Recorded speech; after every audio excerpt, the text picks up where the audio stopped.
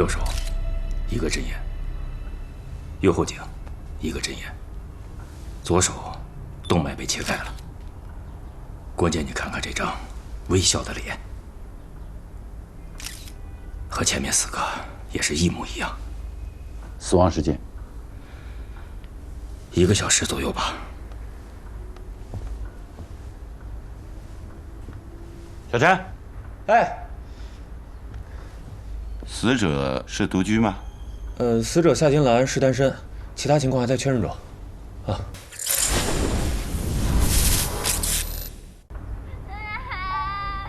爸爸，你在哪儿啊？我找不到我爸爸了。哎，小猴子，你哭什么呢？我和我爸爸走丢了，你知道我爸爸在哪？结婚的事情你让我再考虑考虑。我这还带着一学生，明天上班我们见面再说。小猴子，我来帮你找爸爸。夏沫，你是不是又在看动画片了？你看，我不是跟你说过，看电视对眼睛不好吗？海州市发生的这起系列尾随入室杀人案件，在社会上造成了极其恶劣的影响。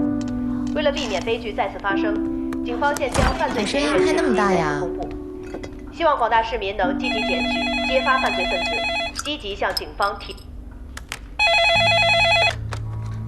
喂，你是不是又在我们家附近呢？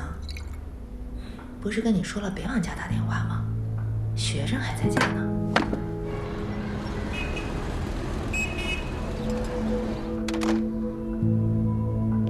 夏沫，你下来。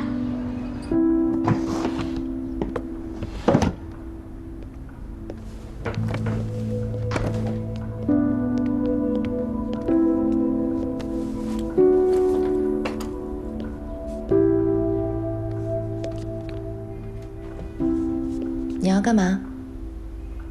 你去干嘛？老师去给你买鱼，啊？等我回来。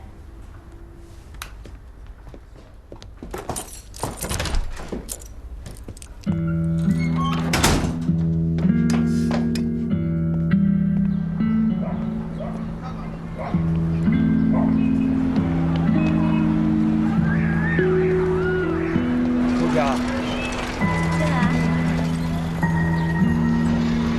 金兰，买菜去啊？对呀，金兰，生意好吧？还可以吧？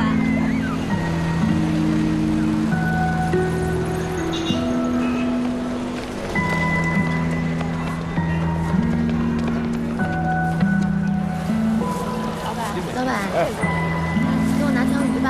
好嘞，帮我多补一点汤。好，这个好吧？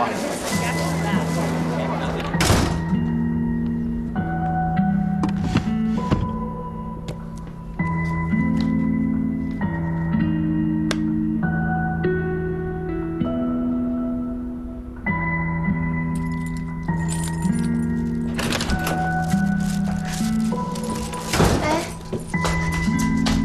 夏沫，夏沫。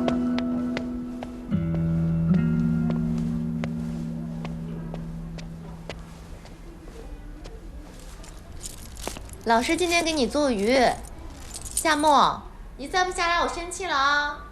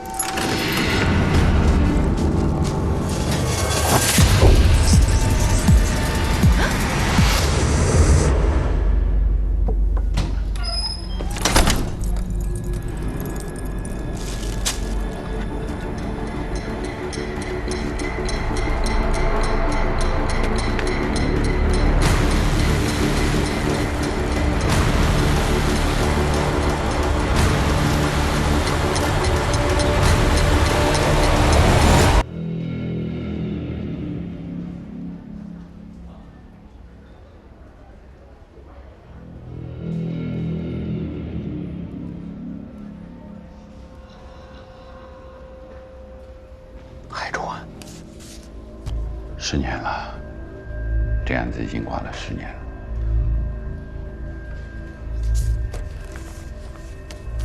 不要被他们微笑所欺骗，这就是肌松药起作用的结果。4起案件，任何一个现场都没有发现指纹、脚印以及毛发类这种微量物证。前2起案件间隔期长达3到4年，而第3起和第4起之间却只相隔了1天，时间上没有规律可循。唯一可循的规律，那就是作案手法：先用麻醉剂和肌松药控制住受害人，然后残忍地将其杀害。最后一个环节又有所不同，凶手没有使用氰化物，而是用镉腕来代替。我在这个案子里面已经陷了太久了，你是第一次接触这个案子，也许会有一些新的发现。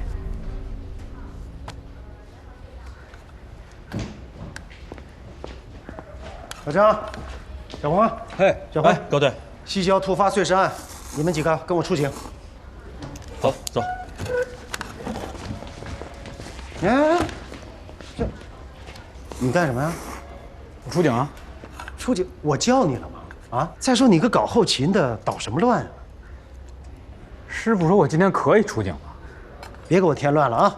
以后再说。杨哥，我先走了。哎，小兵，没事儿，踏踏实实的啊。以后出警的机会多的是啊。说这高鹏，他凭什么呀？这么瞧不上我？他就那样。嗯，钱包给我。干嘛呀？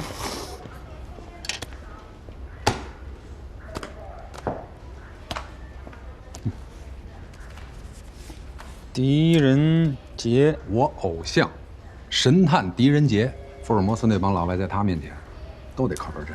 有敌的人助你一臂之力，保证你成为海州第1神探。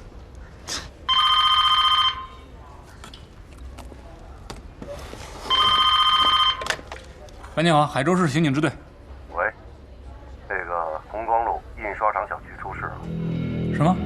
麻烦您再说详细一点。你们赶紧来，也许还有机会救人。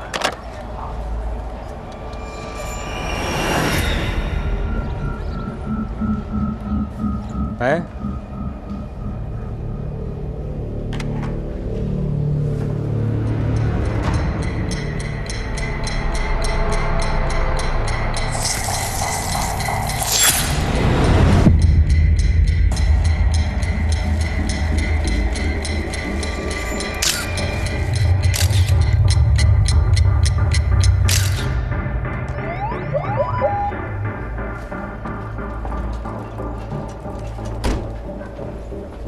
在这儿。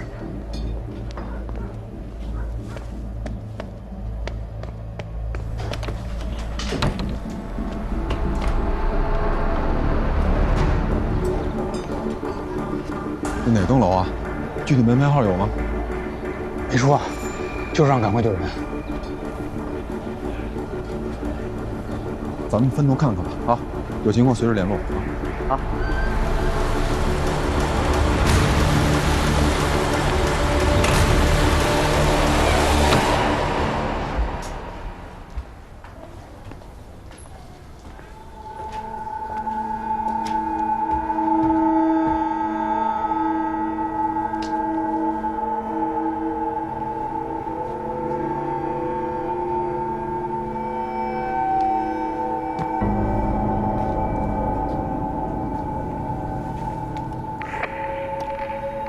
杨哥，20天院302有情况，你快来。有人吗？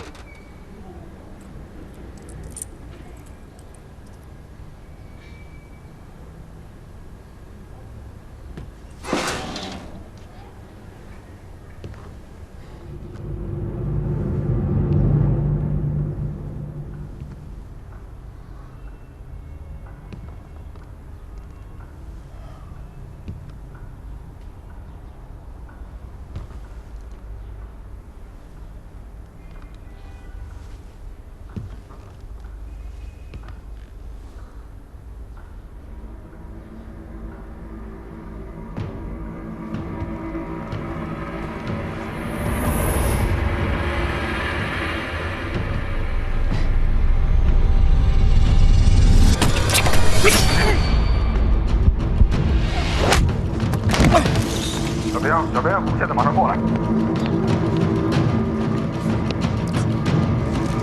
别动！别动！别动！别动！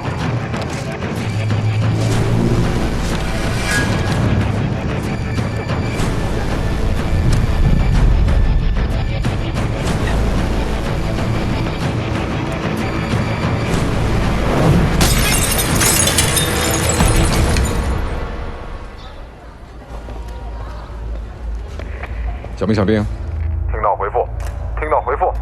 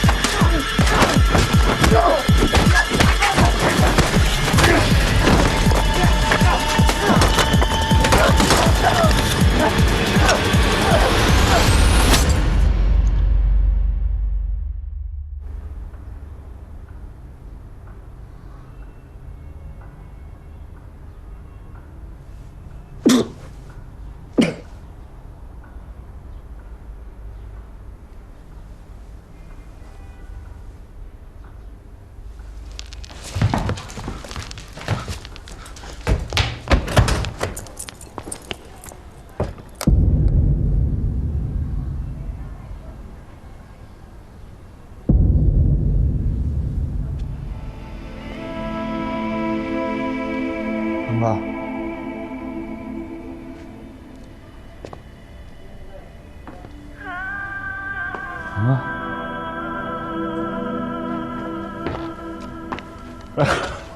南哥，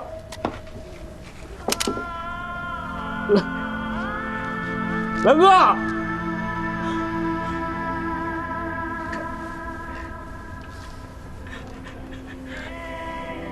救命啊！救命啊！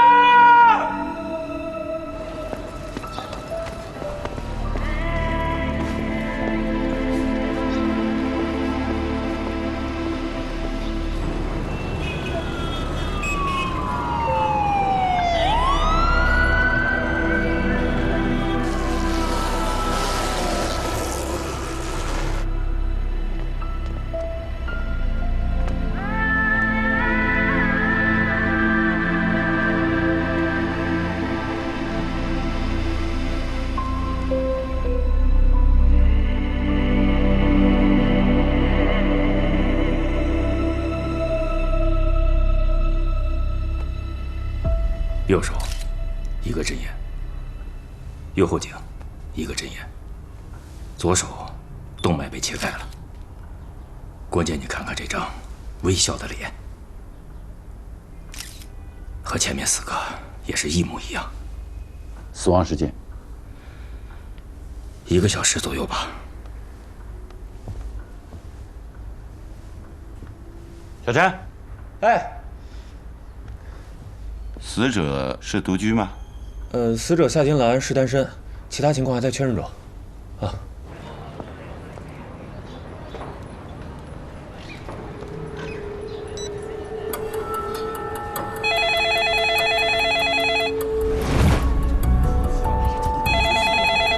看来就是通过这部电话报的警。报警的是什么人？还不清楚。受害人死亡时间是11点50分，死亡过程15分钟左右，再加上5到10分钟的作案准备时间，倒推回去，也就是说11点25到11点30分左右，凶手进入受害人的家中。小兵接到报警电话的时间是11点25，从这个电话到受害人的家中，也就1-2分钟的时间。但问题是，如果电话是凶手打的，他为什么要报警？我觉得这是挑衅。老板，你还记得之前打电话的那个人长什么样，或者有什么特征吗？哎，陈队，这个老板呢，估计是第一次碰见这样的事儿，太紧张，话都不会说。但是基本的情况我都已经掌握了。这个电话亭的老板说，打电话的这个人戴着口罩和帽子，面相看不清，身高在1.8米左右，穿着深色连身制服，背着一个黑色的包。陈队，我们在这个通告上发现一枚指纹，在电话听筒上发现了同样的指纹，通过鉴定可以确定2个指纹是同一个人。刚刚电话亭的老板提到过，说犯罪嫌疑人的右手上布满了陈旧的伤痕，应该是烧烫伤愈合后形成的。能不能做进一步的处理？我尽量。2个指纹只能进行排除，无法用来确定嫌疑人。至少我们现在知道，犯罪嫌疑人的右手有明显的伤疤，总比一点线索没有要好。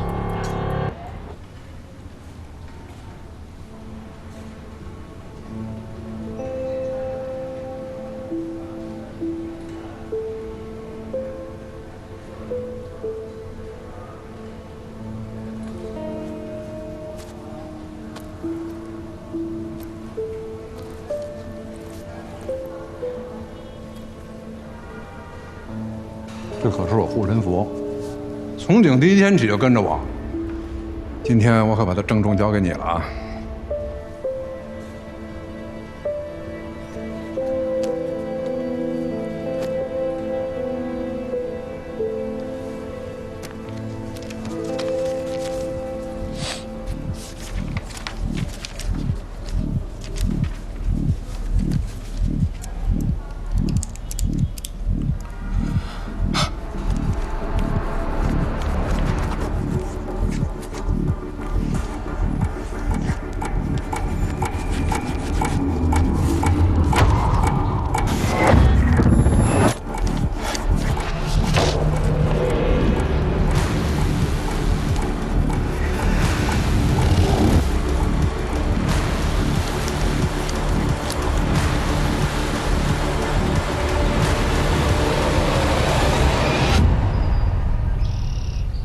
哎，小兵，没事吧？没事。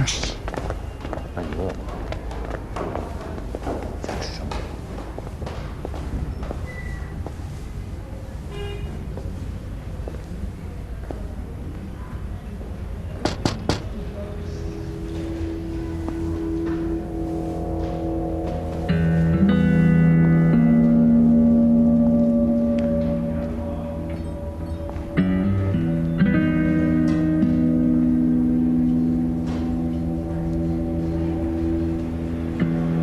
从医院跑出来的吧？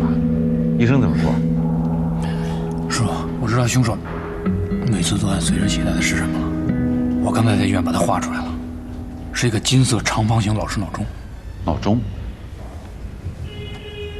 凶手就是每次会把闹钟放在受害者的眼前，亲眼看着自己的生命1分1秒的就这么消失。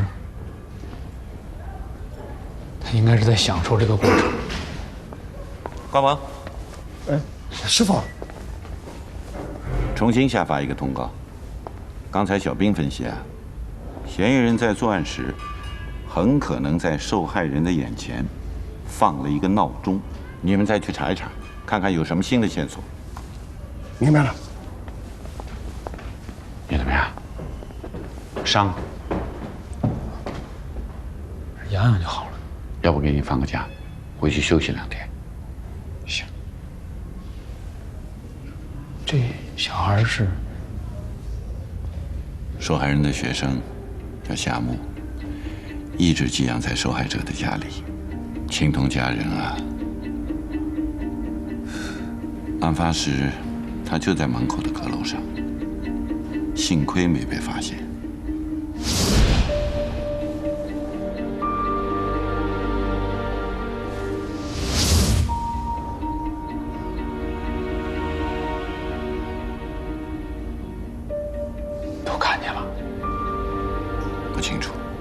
到现在不愿意开口说，要送医院检查一下。家里人正从外地赶过来，本来就是单亲家庭，他姥爷在外地，把他交给了他们老师抚养。结果现在，唉，先走了。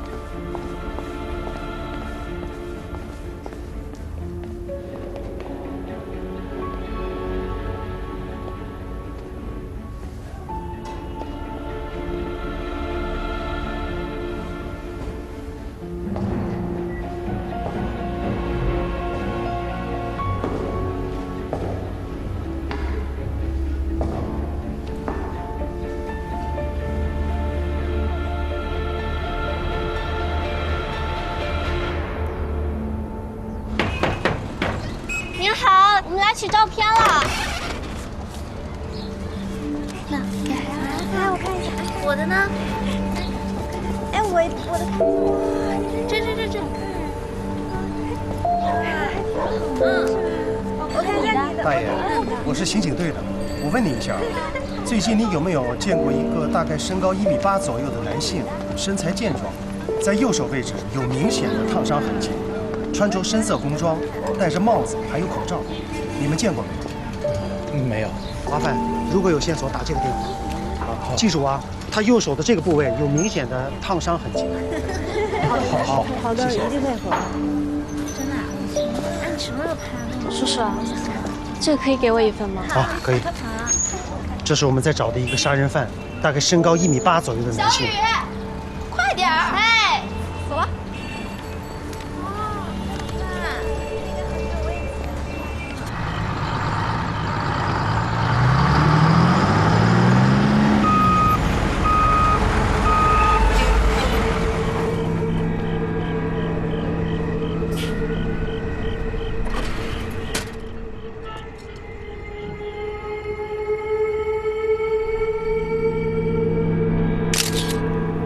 凶手乘坐公交车离开现场之后，将这个帆布包遗弃到车上。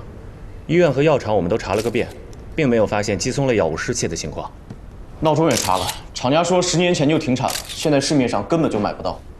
手套上的血我们进行了比对，确定是李兰和受害人夏金兰的，没有发现第3个人的。电话和通告上的指纹，我在库里也比对过了，没有匹配到结果。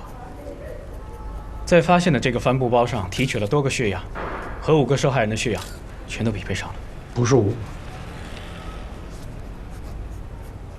，16个，还有2个。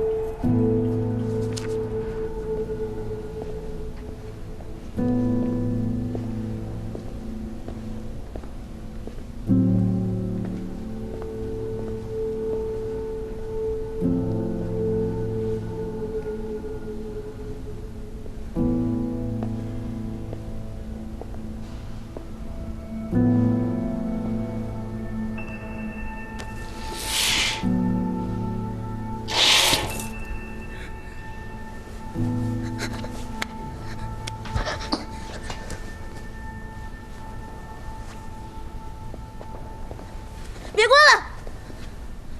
铁木，别害怕，叔叔不会伤害你的，也没有人会再伤害你了。叔叔是警察。我看见你进去了，是你放走了坏人。你是拿着枪进去的，为什么不开枪打死坏人？为什么？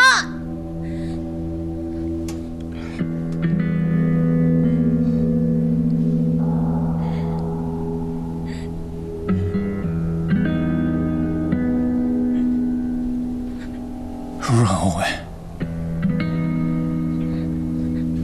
叔叔真的很后悔，没能救得了你老师。我把她当妈妈。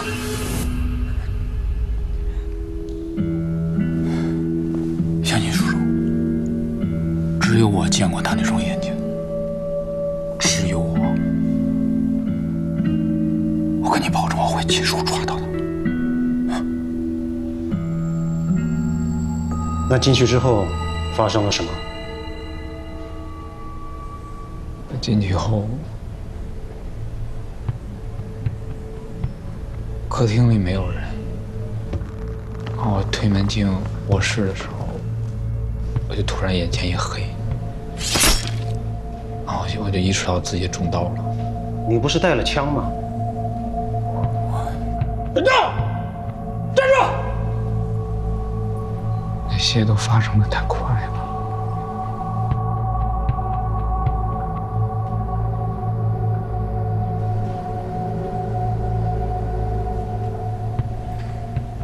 根本来不及反应。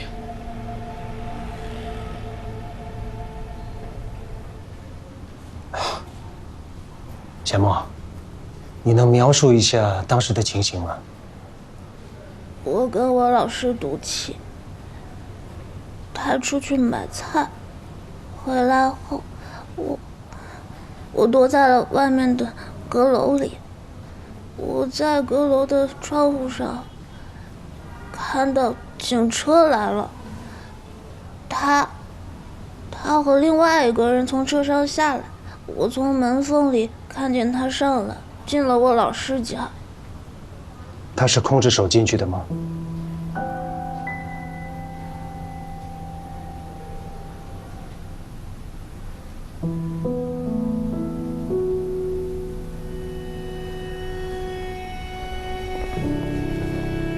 这边。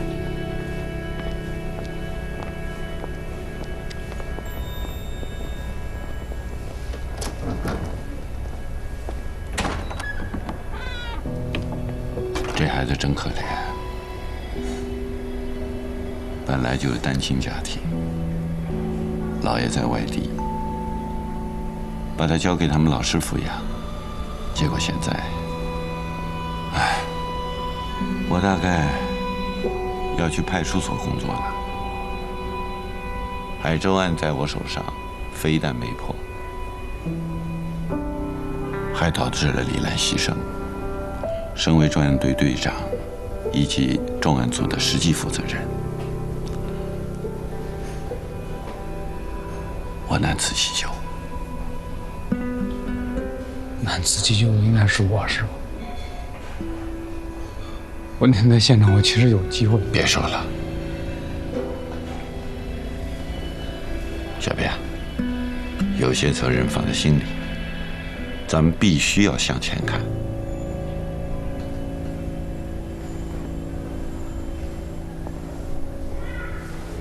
师傅，我能问您一个问题吗？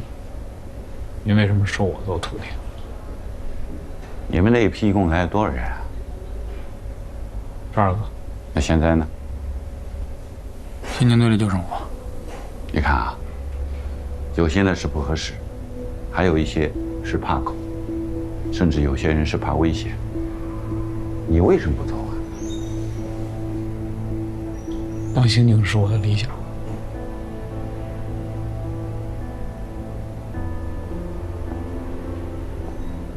我要的是一个能咬住案子、永远都不松口的人。不管遇到多大的麻烦，不管别人说什么，不管过去多少年，一直追查下去，不抓到凶手，绝不放弃。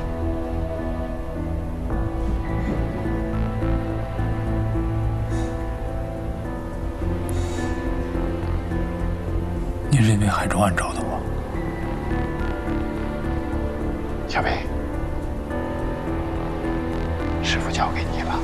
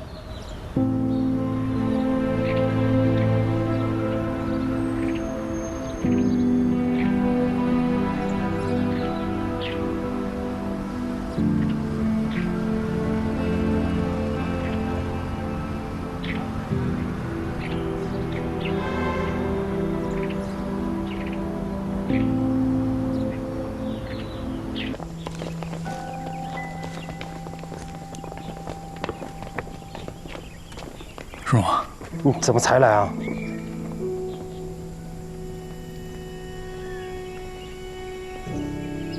并且要发现一具尸骨，我过去查一下。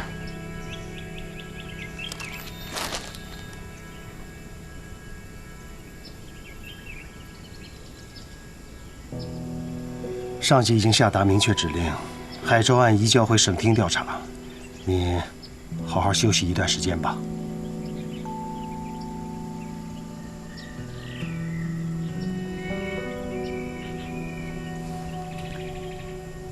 这是师傅交给我的任务，你让我休息我就休息。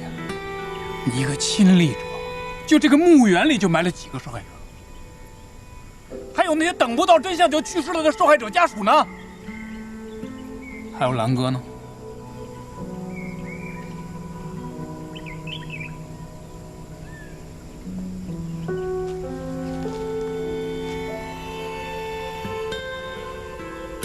小兵，你不能再这么背着负罪感活下去了。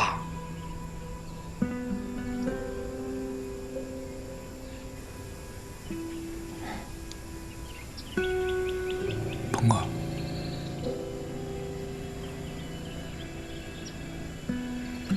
有些人没有负罪感就活不下去了。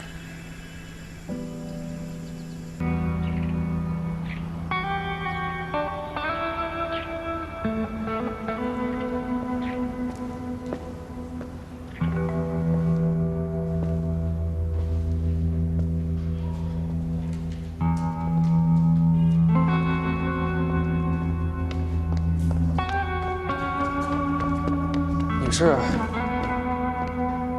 来报道了。哦，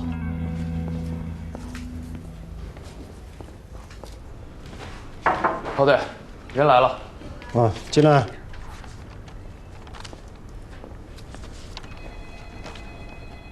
坐吧。来。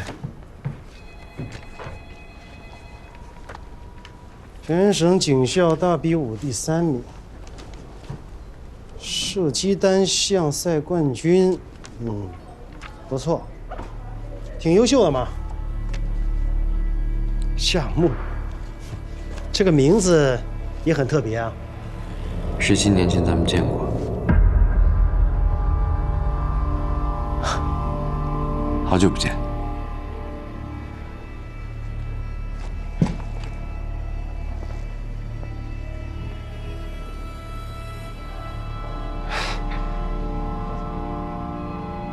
都长这么大了，17年了。别站着了，坐，我给你拿点水。喂，夏木，到你们队去报道了吧？哦，在我办公室呢。他的情况你已经知道了。我们把夏木从省厅调到你们那儿学习锻炼。哎，希望你们那儿一定要用好这个人啊。多关心他。明白，周处。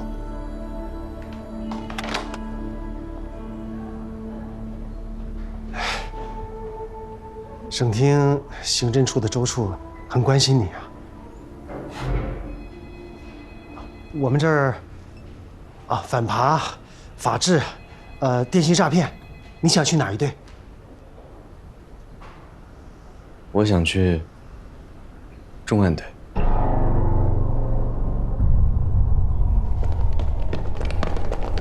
小兵，来，哪有我这转呢？哎呀，不差这半分钟，来，我介绍一下啊，这是从省厅调过来，新来的是吧？走，这正好够转的。哎，别乱跑啊，这可是命案。哎呦，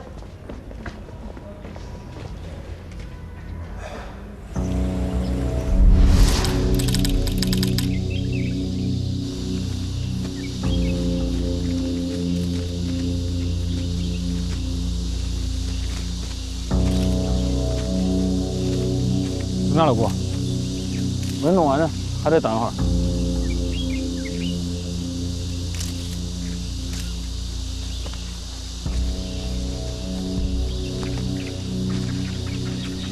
多少情况？现场发现2种脚印，一种是受害人的43码马丁靴，还有一种是39码的运动鞋，围绕尸体形成了明显的成烫足迹，初步推断是嫌疑人的。具体是什么牌子的鞋，还要采样回去后做对比后才知道。39的？怎么了？有什么不对吗？还有其他足迹吗？没了，就这2种。小刘，受害人叫马玉，42岁，本地人，仪表厂职工。我们呢也跟他老婆取得了联系。哎，你谁啊？据他老婆说，他每周日都会来这里爬山，一般都是上午8点左右从家开车出发，9点左右停到这边的停车场，一爬就是一天，中午饭都是山顶吃。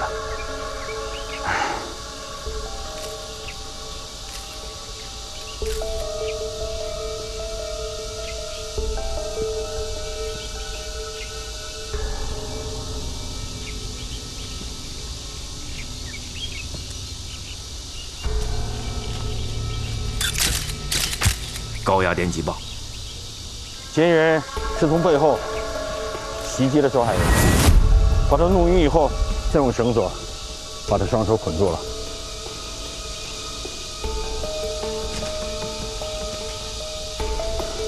勒住脖颈，从背后把他勒死。死亡原因：机械性窒息。随便草怎么回事？嫌疑人可能逼他生前吃了地上的草，也可能死后塞进去的。死亡时间应该是14个小时之前，也就是昨天晚上6点到7点之间。包，随身包。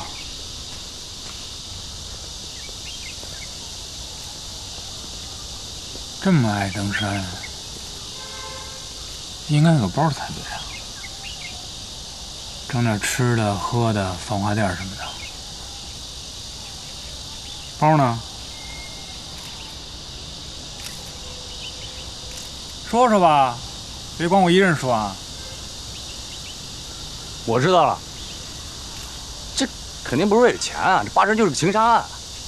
你看这地儿，山清水秀的，环境优美。对，这地方隐秘，适合秘密约会。不会吧？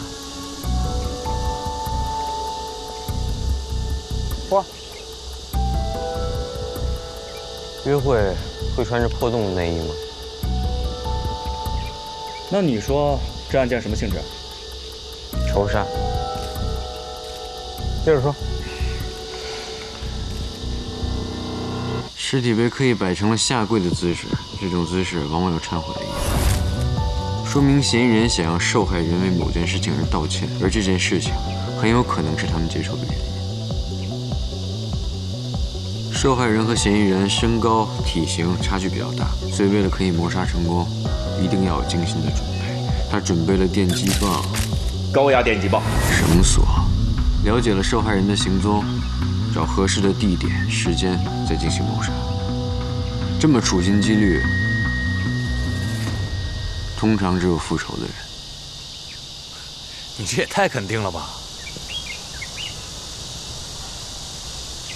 传唤一下受害人妻子，老公丢了一晚上了，也不知道报警。你，哎，上我车。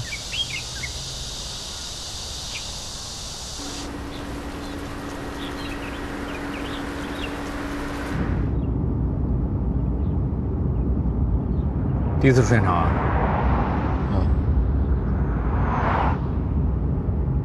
行，表现还可以啊，是个好苗子。听高队说你想进专案队啊？啊，没那么容易啊。我努力。叫什么名字？我叫夏木。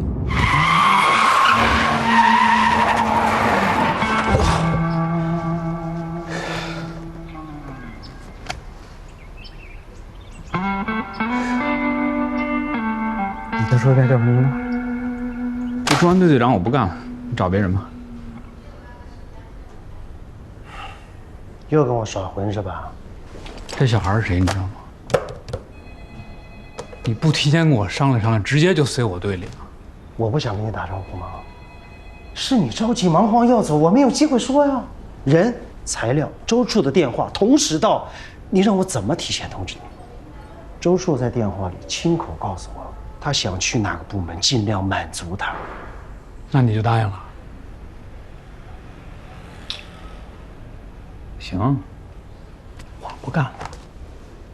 你让我到城关派出所去做个户籍警，给人填填户口本，办办身份证，我也踏实。行，来，想去派出所，走，填你的户籍资料去。我这是瞎了眼，会推荐你当重案队队长。师傅去世前说的什么话，你全忘了是吧？1年前的今天，师傅的忌日，你在师傅坟前那副熊样你也忘了。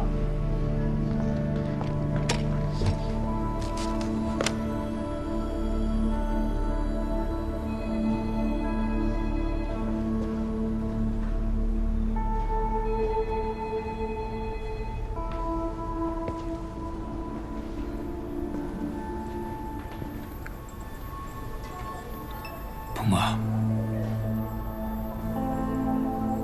你想想啊，一个凶案现场的目击者，还是受害者的学生，过了这么多年，偏偏就选择警察这份职业，还就专门调到了咱们海州市重案队。你就不担心他是带着恨奔着海州案来的？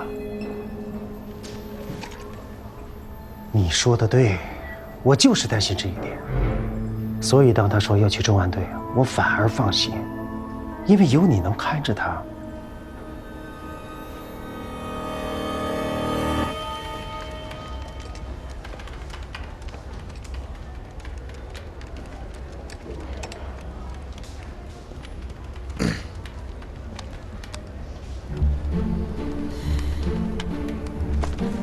哎，别乱碰行吗？来重案队总点规矩。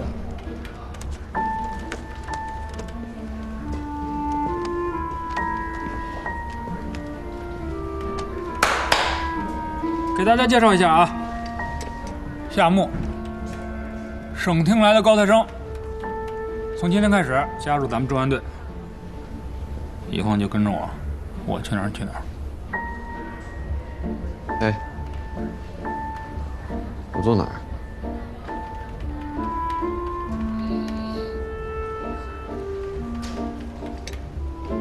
你坐这儿。二等的，这我的位置，他坐这儿，我坐哪儿啊？你坐我腿上，我坐哪儿？谁让你是高材生呢？来来，坐。请。没事，坐。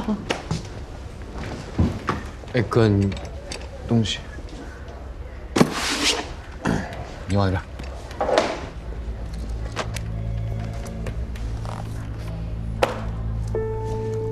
那你们平时夫妻感情怎么样？挺好的。你老公性格怎么样？他平时有没有得罪过什么人？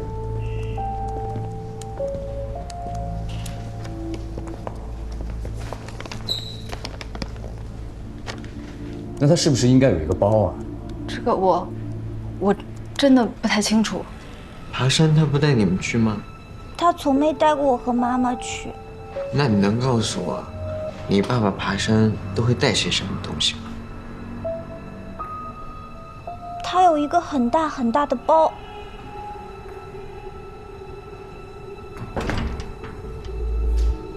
你还有什么事瞒着我吗？没有了。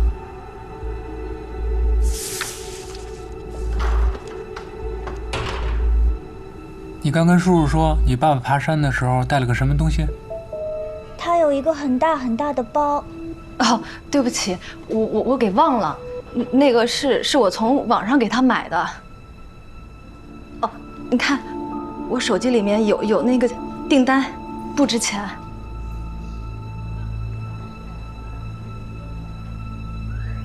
包里装什么？我真的不知道。他也从来不让我碰那个包。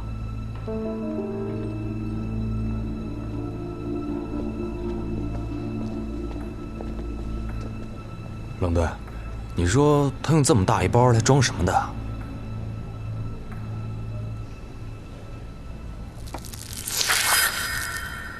今天你那个新人看着很眼熟啊。夏金兰抚养那小孩，海州案那个，还是我亲自给他做的尸检。高队知道吗？知道。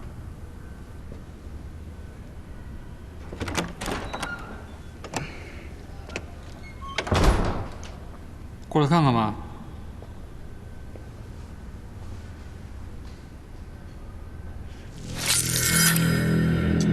胃里没有泥土和草。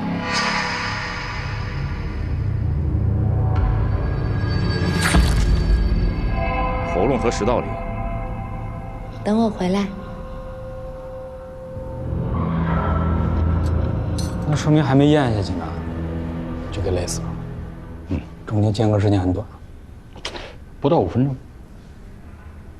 凶手应该是用电击棒威胁他，在地上吃的草，边吃边勒死的。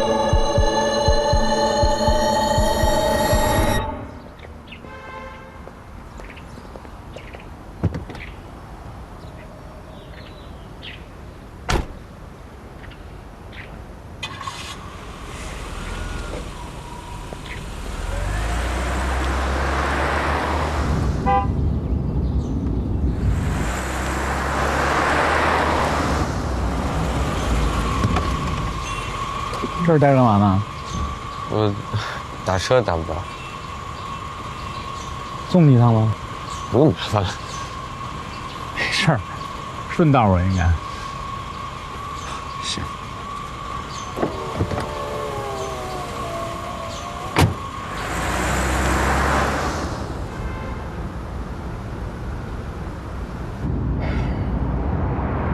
住哪儿啊你？印刷厂家属院，我租的小时候住那地方。谢谢啊。你要是觉得住的不舒服呢，我可以帮你安排警队宿舍。我回家有什么不舒服的？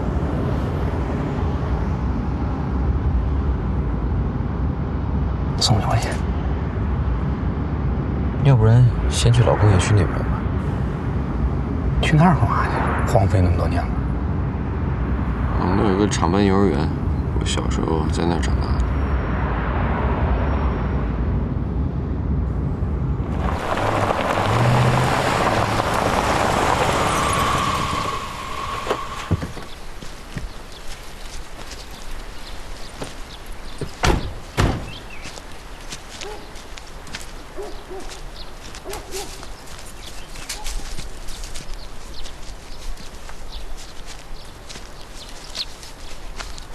就这样。小时候我爸妈就没了，姥爷是个护林员，没时间照顾，就把我寄养在他认识的一个本家夏老师家里，上小学也住那儿。不认识的还以为我是他儿子。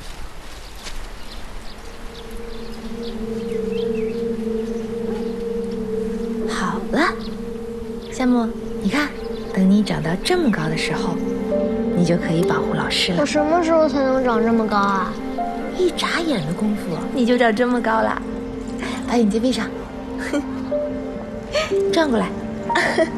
你怎么变这么沉了？你看，哇，太厉害了！当年要不是我跟他赌气，躲在他们家阁楼上面，他也不会给我留门。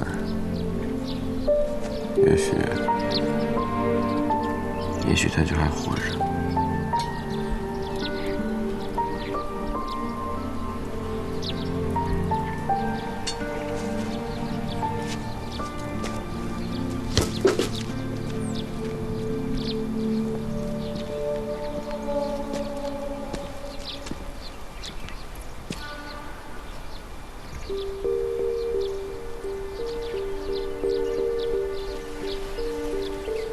当年你明明已经拿着枪对着歹徒了，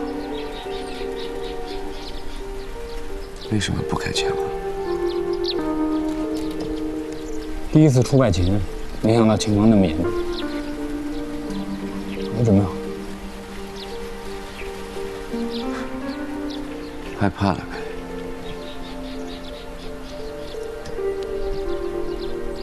如果当年你开了那一枪，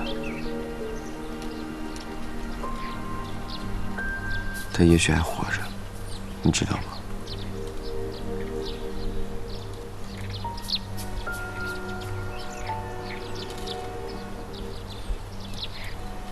他走的时候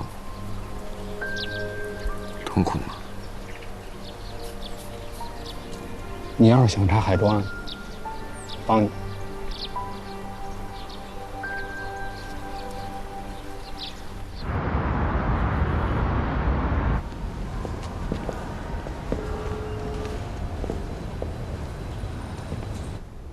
孟哥，我刚才试探过他，我跟他说可以帮他查海州案，人家严词拒绝，而且搬出回避条例，教育了我一顿。其他的一点都没有问吗？倒是问了一个问题。你说呀。他问夏金兰走的时候痛苦吗？你怎么答的？大哥，我能怎么说？是你怎么说？往好了说呗，抹过去呗。那就对了，千万不能把真实情况告诉他。是。警校是问了吗？我联系过了，他的面试和心理测试都一切正常，要不能被省厅招进去吗？那就是真正的品学兼优呗。行了，回去早点休息吧。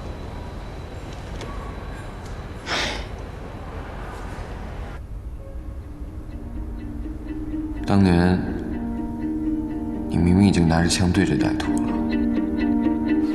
为什么不开枪啊？大量使用氰化物致人死亡，只需要10几秒，而用割腕放血却需要15到20分钟。凶手故意延长了死亡的过程，才让受害人更痛苦。被害人只能一动不动的痛苦地看着自己死去，甚至连一点声音都发不出来。他走的时候痛苦吗？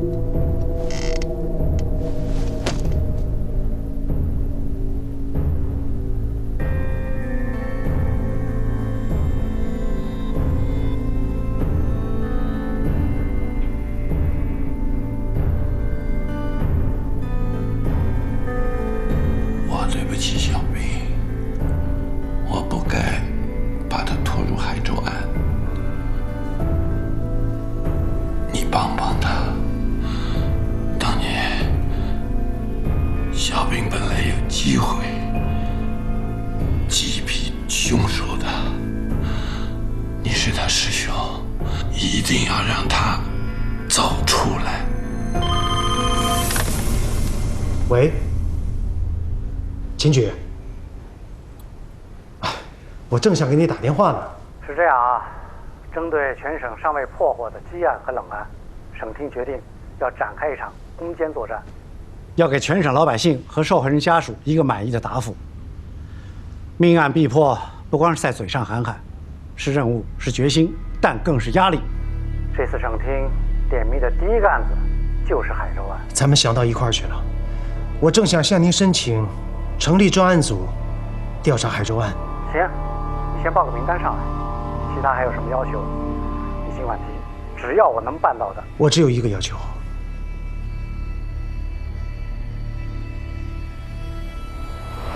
你这男人想对着歹徒了，为什么不开枪啊？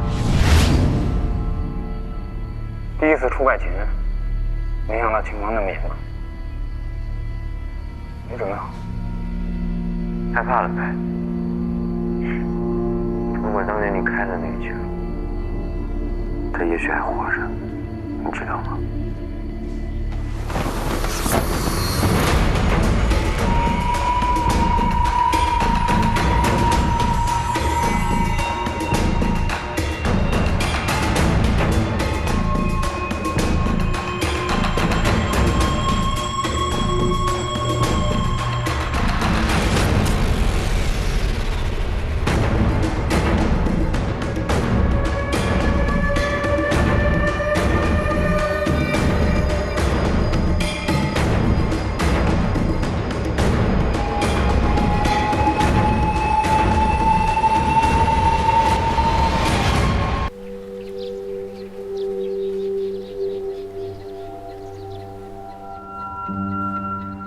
这种药有一定的副作用，服下去之后啊，你会反应迟钝，记忆力下降。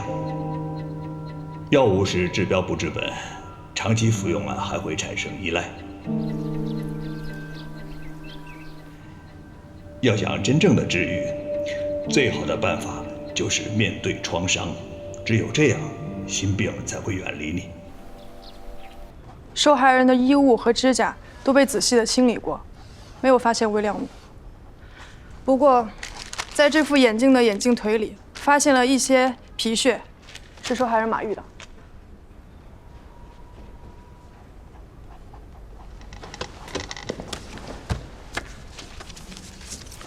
这些足迹我都看过很多遍了，没有发现什么异常。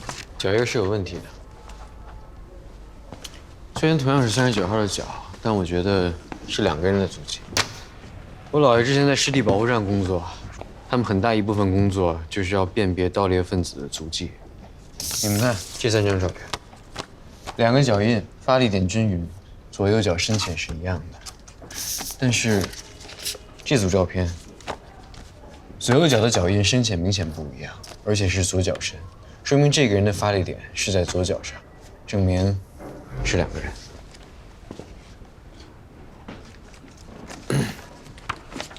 有2个嫌疑人，恰好2个人都穿了同样的运动鞋，同样的尺码，其中有1个人发力点在左脚。这是受害者的行动轨迹，从这条小道上下来，到达了这个点，然后朝这个方向有个折返，最终的受害位置应该是在这里。中心在左脚的那个人从这条路上来的，到了尸体周围不停地转。一直在尸体附近徘徊，然后原路返回。而左右脚发力平均的这个人和受害者一样，是从这条小路上下来，同样也跟受害者走向了这个方位，有一个折返。这些区域都是3个人脚印重叠的地方，而只有这个是2个人脚印重叠的地方，所以我们的重点应该是在这儿。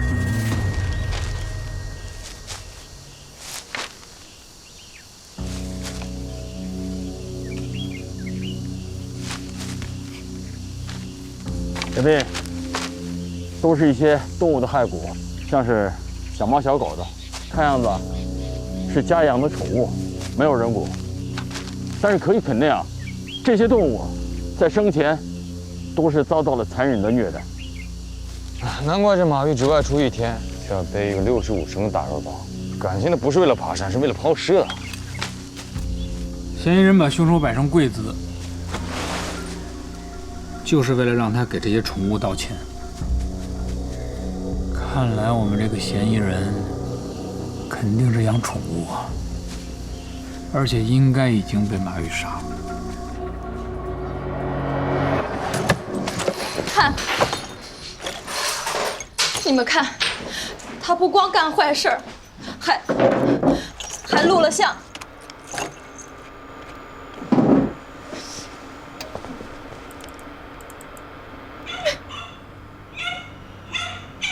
前几天梦见我的视频，这磁盘损伤还挺严重的。这种事为什么不早点报警啊？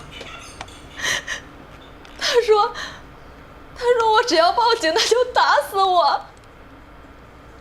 电脑带回去，我得仔细查一遍。找找这些猫狗的主人，嫌疑人可能就在里边。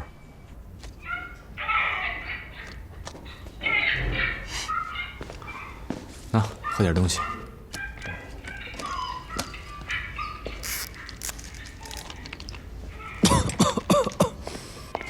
团队，马跃他老婆交代，他从5年前就开始虐待动物了，但是在电脑上找到的只有这2年的。小孟，你去当时查一下这5年来有关于虐待动物的案件，仔细捋一下。刘成，你跟夏沫一块儿去。好。小莫，没事儿，去吧。